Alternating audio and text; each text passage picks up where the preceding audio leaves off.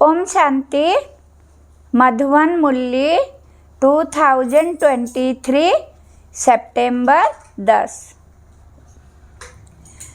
आज का बाबा का महावाक्य है, यथार्थ निश्चय के फाउंडेशन द्वारा संपूर्ण पवित्रता को धारण करो। आज बाप दादा देश विदेश चारों ओर के नए नए बच्चों को देख रहे थे, चाहे मधुवन में साकार रूप में आए हैं, चाहे आकार रूप में अपने अपने सेवा स्थान में आए हुए हैं। तो नए नए को देख बाप दादा सभी के निश्चय को देख रहे थे, क्योंकि निश्चय इस ब्राह्मण जीवन के संपन्नता का फाउंडेशन है, और फाउंडेशन मजबूत है तो सहज और तीव्र गति से संपूर्णता तक पहुंचना निश्चय है। तो बाप दादा देख रहे थे कि निश्चय भी भिन्न भिन्न प्रकार का है। जो यथार्थ निश्चय है कि मैं परमात्मा बाप का बन गया, स्वयं को भी आत्म स्वरूप में जानना, मानना, चलना, और बाप को भी जो है वैसे जानना, ये है यथार्थ निश्चय। दूसरा निश्चय है, योग द्वारा थोड़े समय के लिए अशांति से शांति का अनुभव करते हैं, और स्थान का शक्तिशाली शांत वायुमंडल आकर्षित करता है। वह ब्राह्मण परिवार, ब्राह्मण आत्माओं का आत्मिक प्यार और पवित्रता के जीवन का प्रभाव पड़ता है। कंपनी अच्छी लगती है, दुनिया के वायुमंडल के कंट्रास्ट में ये संग अच्छा लगता है। ज्ञान भी अच्छा, परिवार भी अच्छा, वायुमंडल भी अच्छा। तो वो अच्छा लगना उस फाउंडेशन के आधार पर चलते रहते हैं। ये है दूसरा नंबर। पहला नंबर सुनाया यथार्थ निश्चय, और दूसरा नंबर अच्छा लगता है, और तीसरा नंबर दुनिया के संबंधियों के दुखमय वातावरण से बचकर जितना समय भी सेवा केंद्र पर आते हैं, उतना समय दुख से किनारा होकर शांति का अनुभव करते हैं। ज्ञान की गुह्यता में नहीं जाएंगे, लेकिन शांति की प्राप्ति के कारण कभी आते हैं और कभी नहीं भी आते हैं, लेकिन यथार्थ निश्चय बुद्धि विजयी होते हैं। और देखा जाता है कि जब शुरू में आते हैं तो अशांति से तंग होते हैं, शांति के इच्छुक होते हैं। तो जैसे प्यासे को एक बूंद भी अगर पानी की मिल जाए तो वो बहुत बड़ी बात अनुभव करता है। तो अप्राप्ति से प्राप्ति होती है। परिवार में, ज्ञान में, योग में, वायुमंडल में अंतर दिखाई देता है। तो पहला समय बहुत अच्छे उमंग उत्साह से चलते हैं, बहुत नशा रहता है, खुशी भी होती है। लेकिन अगर पहले नंबर के यथार्थ निश्चय का फाउंडेशन पक्का नहीं है, दूसरे या तीसरे नंबर का निश्चय है, तो धीरे धीरे जो शुरू की खुशी शुरू का जोश है, उसमें फर्क आ जाता है। इस सीजन में नए नए बहुत आए हैं और चांस भी मिला है, ये तो बहुत अच्छा है। बाप दादा को भी नए नए बच्चों को देख खुशी होती है कि ये फिर से अपने परिवार में पहुंच गए। लेकिन ये चेक करो कि निश्चय का फाउंडेशन पक्का है। हमारा निश्चय नंबर 1 है, वह नंबर 2 है। अगर नंबर 1 निश्चय है तो चलते चलते मुख्य पवित्रता धारण करने में मुश्किल नहीं लगेगा। अगर पवित्रता स्वप्न मात्र भी हिलाती है, हलचल में आती है, तो समझो नंबर 1 फाउंडेशन कच्चा है, क्योंकि आत्मा का स्वधर्म पवित्रता है, अपवित्रता परधर्म है, और पवित्रता स्वधर्म है। तो जब स्वधर्म का निश्चय हो गया तो परधर्म हिला नहीं सकता। कई बच्चे कहते हैं कि पहले तो बहुत अच्छे आते थे, अभी पता नहीं क्या हो गया। तो क्या हो जाता है कि बाप जो है जैसा है वैसे अनुभव में नहीं लाते। अगर पूछेंगे कि बाप साथ है तो हाथ सब उठाएंगे। हाथ उठाना तो बहुत सहज है, लेकिन बाप साथ है तो बाप की पहली पहली जो महिमा करते हो कि वो सर्वशक्तिवान है, ये मानते हो या सिर्फ जानते हो? तो जब सर्वशक्तिवान बाप साथ है तो सर्वशक्तिवान के आगे अपवित्रता का हो नहीं सकती, नहीं आ सकती, लेकिन आती तो है। तो आती फिर कहाँ से है? कोई और जगह है? चोर लोग जो होते हैं वो अपना स्पेशल गेट बना लेते हैं। चोर गेट होता है तो आपके पास भी छिपा हुआ चोर गेट तो नहीं है? चेक करो। नहीं तो माया आई कहाँ से? ऊपर से आ गई। अगर ऊपर से भी आ गई तो ऊपर ही ख़त्म हो जानी चाहिए। कोई छिपे हुए गेट से आती है तो आपको पता नहीं पड़ता है। तो चेक करो कि माया ने कोई चोर गेट तो नहीं बना कर रखा है। और गेट बनाती भी कैसे है मालूम है? आपके जो विशेष स्वभाव या संस्कार कमज़ोर होंगे ना, तो वही माया अपना गेट बना देती है। क्योंकि जब कोई भी स्वभाव या संस्कार कमज़ोर है तो आप कितना भी गेट बंद करो, लेकिन कमज़ोर गेट है। तो माया तो जाननहार है, उसको पता पड़ जाता है कि ये गेट कमज़ोर है, इससे रास्ता मिल सकता है, और मिलता भी है। चलते चलते अपवित्र करके संकल्प भी आते हैं, बोल भी होता है, कर्म भी होता है। तो गेट खुला हुआ है ना, तभी तो माया आई। फिर साथ कैसे हुआ? कहने में तो कहते हो कि सर्वशक्तिवान साथ है, तो ये कमजोरी फिर कहाँ से आई? कमजोरी रह सकती है? नहीं है ना। तो क्या क्या रह जाती है? चाहे पवित्रता में कोई भी विकार हो, मानो लोभ है। लोभ सिर्फ खाने पीने का नहीं होता। कोई समझते हमारे में पहनने, खाने या रहने का ऐसा तो कोई आकर्षण नहीं है। जो मिलता है, जो बनता है, उसमें चलते हैं। लेकिन जैसे आगे बढ़ते हैं तो माया लोभ भी रॉयल और सूक्ष्म रूप में लाती है। तो रॉयल लोभ क्या है? चाहे स्टूडेंट हो, चाहे टीचर हो, माया दोनों में रॉयल लोभ आने का फुल पुरुषार्थ करती है। मानो स्टूडेंट है, बहुत अच्छा निश्चय बुद्धि सेवाधारी है, सबसे अच्छा है, लेकिन जब आगे बढ़ते हैं तो ये रॉयल लोभ आता है। क्या आता है कि मैं इतना कुछ करता हूँ, सब रूप तरफ से मददगार हूँ, तन से, मन से, धन से, और जिस समय चाहिए उस समय सेवा में हाजिर हो जाता हूँ। फिर भी मेरा नाम कभी भी टीचर वर्णन नहीं करती है कि जिज्ञासु बहुत अच्छा है। अगर मानो ये भी नहीं आवे तो दूसरा रूप क्या होता है? अच्छा, नाम ले भी लिया तो नाम सुनते सुनते मैं ही हूँ, मैं ही करता हूँ, मैं ही कर सकता हूँ, वो अभिमान के रूप में आ जाएगा।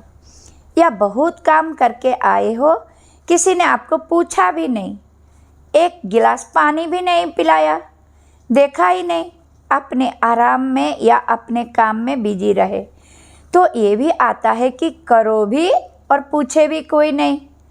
तो करना ही क्या है? करना या ना करना एक ही बात है। पूछने वाला तो कोई है नहीं, इससे आराम से घर में बैठो, जब होगा तब सेवा करेंगे।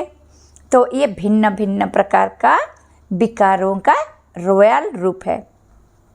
और एक भी विकार आ गया ना, मानो लोभ, लोभ नहीं आया लेकिन अभिमान आ गया, या अपने मानने तक का हमारी मान्यता हो, उसका भान आ गया तो जहाँ एक विकार होता है वहाँ उनके 4 साथी छिपे हुए रूप में होते हैं, और एक को आपने चांस दे दिया तो वो छिपे हुए तो है, वो भी समय प्रमाण अपना चांस लेते रहते हैं। फिर कहते हैं कि पहले जैसा नशा अभी नहीं है, पहले बहुत अच्छा था, पहले अवस्था बड़ी अच्छी थी, अभी पता नहीं क्या हो गया है, माया चोर गेट से आ गई। ये है पता, ये नहीं कहो पता नहीं। और टीचर को भी आता है। टीचर को क्या चाहिए? सेंटर अच्छा हो, कपड़े भले कैसे भी हो, लेकिन सेंटर थोड़ा रहने लायक तो अच्छा हो, और जो साथी हो वो अच्छे हैं, स्टूडेंट अच्छे हो, बाबा की भंडारी ही हो। अगर अच्छा स्टूडेंट चेंज हो जाए तो दिल थोड़ा धड़कती है। फिर समझते हैं कि क्या करें, ये मददगार था ना, अभी तो चला गया। मददगार जिज्ञासु था, वह बाप है। तो उस समय कौन दिखाई देता है, जिज्ञासु या बाप? तो ये रॉयल माया फाउंडेशन को हिलाने की कोशिश करती है। अगर आपको निश्चय है सर्वशक्तिवान साथ है तो बाप किसी ना किसी को निमित्त बना ही देता है। कोई फिर सोचते हैं हमें कम से कम एक बार आबू की कॉन्फ्रेंस में या किसी बड़ी कॉन्फ्रेंस में चांस मिलना चाहिए। चलो और नहीं, योग शिविर तो करा ले, ये भी तो चांस होना चाहिए ना। चलो भाषण नहीं करे, स्टेज पर तो आवे, आखिर विनाश हो जाएगा। क्या विनाश तभी हमारा नंबर नहीं आएगा? नंबर तो आना चाहिए ना। लेकिन पहले भी बाप दादा ने सुनाया कि अगर योग्य हैं, चांस मिलता है तो खुशी से करो, लेकिन ये संकल्प करना ही हमें चांस मिलना चाहिए। ये भी मांगना है, चाहिए चाहिए, ये है रॉयल मांगना, ये होना चाहिए। ये हमें पहचानते नहीं है, दादी दीदियाँ भी सभी को पहचानती नहीं है, जो आगे आते हैं उसको आगे कर लेते हैं। तो ये संकल्प आना, ये भी एक सूक्ष्म मांगना है।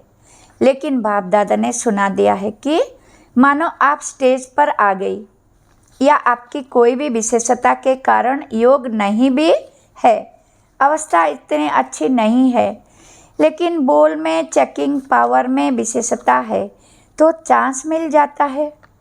क्यों? किसी की वाणी में मिठास होता है, स्पष्टता होती है और चेकिंग पावर होती है, तो यहाँ के वहाँ के मिसाल वगैरह कैच करके सुनाते हैं, इसीलिए उनका नाम भी हो जाता है। कौन चाहिए? फलानी चाहिए। कौन आवे? फलानी आवे। चाहे योग में कच्चा भी हो तो उस पर नंबर फाइनल नहीं होने हैं। जो फाइनल नंबर मिलेंगे वो ये नहीं होगा कि इसने कितने भाषण किया, इसने कितने स्टूडेंट व सेंटर बनाए, लेकिन योग्य कितनों को बनाया है। सेंटर बनाना बड़ी बात नहीं है, लेकिन योग्य कितने आत्मा को बनाया। नाम हो गया, 30 सेंटर की इंचार्ज है और 30 में से 15 हिल रहे हैं, 15 ठीक है, तो फायदा हुआ या सिर्फ नाम हुआ? सिर्फ नाम होता है कि फलानी के 30 सेवा केंद्र है, लेकिन नंबर इनसे नहीं मिलेगा। फाइनल नंबर कितनों को सुख दिया, कितना स्वयं शक्तिशाली रहे, उसी प्रमाण मिलेंगे। इसीलिए ये भी चाहिए ख़त्म कर दो, नहीं तो योग नहीं लगेगा। रोज़ यहाँ ही देखते रहेंगे कि फलानी जगह प्रोग्राम हुआ, मेरे को फिर भी नहीं बुलाया।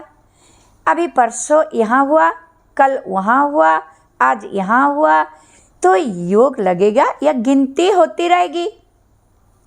तो मुख्य बात जो यथार्थ निश्चय है उसको पक्का करो।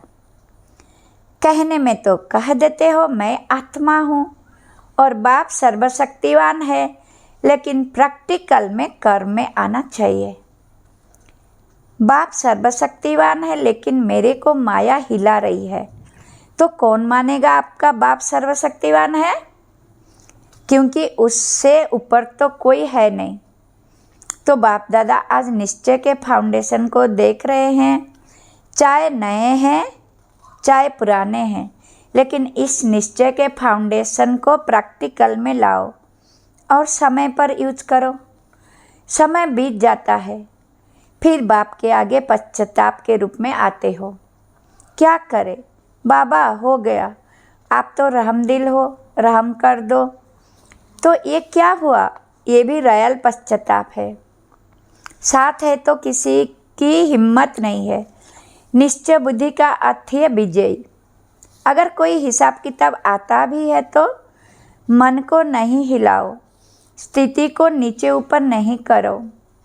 चलो आया और फट से उसको दूर से ही ख़त्म कर दो।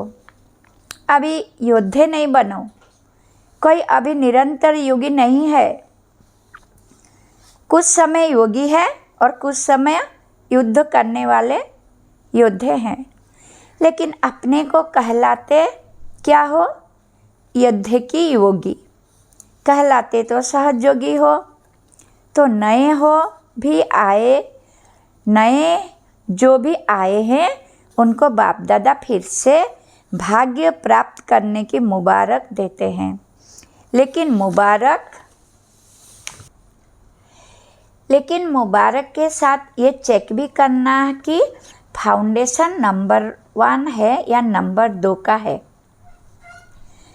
कोई कहते हैं ज्ञान जो बहुत अच्छा लगता है, अच्छा है वो तो ठीक है, लेकिन कर्म में आते हो। ज्ञान माना, एक मिनट। कोई कहते हैं ज्ञान जो बहुत अच्छा लगता है, अच्छा है वो तो ठीक है, लेकिन कर्म में लाते हो। ज्ञान माना आत्मा परमात्मा ड्रामा, ये कहना नहीं। ज्ञान का अर्थ है समझ। समझदार जैसा समझ होता है वैसे समझदारी से सदा सफल होता है। कभी भी देखो जीवन में दुख आते हैं तो क्या सोचते हो? पता नहीं मुझे ये क्यों नहीं समझ में आया, यही कहेंगे। तो समझदार हो, ज्ञानी हो, बोलो हाँ या ना, हाँ जी हाँ, तो बहुत अच्छी बोलते हैं। समझदार की निशानी है कभी धोखा नहीं खाना, ये है ज्ञानी की निशानी। और योगी की निशानी है सदा क्लीन और क्लियर बुद्धि। क्लीन भी हो और क्लियर भी हो। योगी कभी नहीं कहेगा पता नहीं पता नहीं, उनकी बुद्धि सदा ही क्लियर है। ये धारणा स्वरूप की निशानी है सदा स्वयं भी डबल लाइट। कितनी भी जिम्मेदारी हो लेकिन धारणा मूर्त सदा डबल लाइट। चाहे मेला हो चाहे झमेला हो, दोनों में डबल लाइट। और सेवाधारी की निशानी है सदा निमित्त और निर्माण भाव। तो ये सभी अपने में चेक करो। कहने में तो सभी कहते हो ना कि चारों ही सब्जेक्ट के गॉडली स्टूडेंट है, तो निशानी दिखाई देनी चाहिए। तो नए नए क्या कहेंगे? अपने निश्चय को और पक्का करना, नहीं तो फिर क्या होता है 2 साल चलेंगे, 3 साल चलेंगे, फिर वापस पुरानी दुनिया में चले जाएंगे। और फिर जो वापस जाते हैं तो उस दुनिया में भी सेट नहीं हो सकते हैं, ना इस दुनिया का रहते हैं ना उस दुनिया का। इसलिए अपना फाउंडेशन बहुत पक्का करो, अनुभव करो सर्वशक्तिवान बाप साथ है। बस एक बात भी अनुभव किया तो सब में पास हो जाएंगे। देखो आज कर प्राइम मिनिस्टर है, उसके साथ का भी नशा रहता है ना। ये तो सर्वशक्तिवान है। अच्छा चारों ओर के सदा श्रेष्ठ भाग्यवान भाग्य विधाता को अपना बनाने वाले ऐसी श्रेष्ठ आत्माओं को सदा बाप दादा के श्रीमत को सुना और किया। ऐसे सर्व सपूत बच्चों को सदा सेवा में अचल रहने वाले, झमेला मुक्त और परमात्मा मिलन मेला मनाने वाले सभी बच्चा को बाप दादा का याद प्यार और नमस्ते। हम बच्चों का भी बाप दादा को याद प्यार, गुड मॉर्निंग, नमस्ते नमस्ते नमस्ते। अच्छा, डबल विदेशियों को डबल नशा है ना। डबल विदेशी अर्थात डबल लाइट, डबल नशा और डबल बाप दादा और परिवार के प्यारे समझा वरदान। अपने मन के अधिकार की अनुभूति द्वारा अधीनता को समाप्त करने वाले सर्वस अधिकारी भव। बाप को अपना बनाना अर्थात अपना अधिकार अनुभव होना। जहाँ अधिकार है वहाँ न तो स्वयं के प्रति अधीनता है, न संबंध संपर्क में आने की अधीनता है, न प्रकृति और परिस्थितियों में आने की अधीनता है। जब इन सब प्रकारों की अधीनता समाप्त हो जाती है तब सर्व अधिकारी बन जाते। जिन्होंने भी बाप को जाना और जानकर अपना बनाया वही महान है और अधिकारी है। स्लोगन: अपने संस्कार व गुणों को सर्व के साथ मिलाकर चलना, यही विशेष आत्माओं की विशेषता है। धन्यवाद।